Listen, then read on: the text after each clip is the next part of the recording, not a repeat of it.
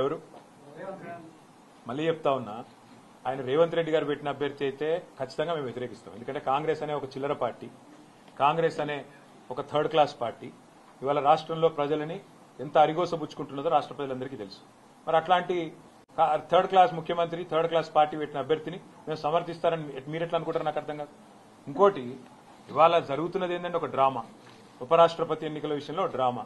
నిన్న మొన్నటిదాకా ఏమన్నారు ఇదే రేవంత్ రెడ్డి గారు, బీసీల విషయంలో మా పార్టీ చాలా చిత్తశుద్దిగా ఉన్నది, బలహీన వర్గాల విషయంలో మేము ఢిల్లీ దాకా కొట్లాడతాం, అవసరమైతే అంతరిక్షం దాకా పోయి కొట్లాడతాం అన్నాడు. మరి ఒక బీసీ అభ్యర్థిని ఎందుకు పెట్టలే? అంత ప్రేమ ఉంటే తెలంగాణ నుంచి ఒక బీసీ అభ్యర్థి దొరకలేదు, కంచయ్య గారిని పెట్టేది ఉండే. తెలంగాణ నుంచి ఒక బీసీ అభ్యర్థిని పెట్టి ఇగో ఇది మా చిత్తశుద్ధి అని చెప్పుకునేది ఉండే.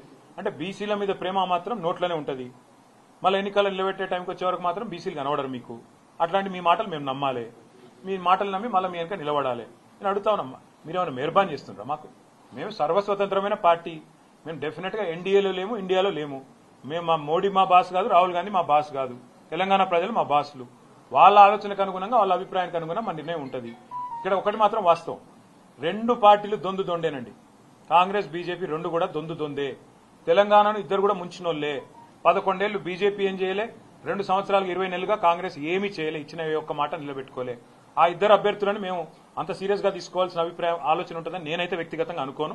కానీ పార్టీగా, ఎందుకంటే నా ఒక్కడ అభిప్రాయం పార్టీ అభిప్రాయం కాదు, పార్టీగా మేము కూర్చుని ఆలోచించి డెఫినెట్ గా మా ఎమ్మెల్యేలు ఉన్నారు, మా ఎంపీలు ఉన్నారు, మా ఎమ్మెల్సీలు ఉన్నారు, మా ఇన్ఛార్జీలు ఉన్నారు, మా స్టేట్ కమిటీ ఉంది, అందరం అవసరమైతే పెద్దలు కేసీఆర్ గారితో మా అభిప్రాయాలు చెప్పి ఒక పార్టీగా నిర్ణయం తీసుకుంటాం. వ్యక్తిగతంగా నేను అనుకోవడం మాత్రం రెండు కూడా దొందు దొందే, కాంగ్రెస్ బీజేపీ రెండు దొందు దొందే.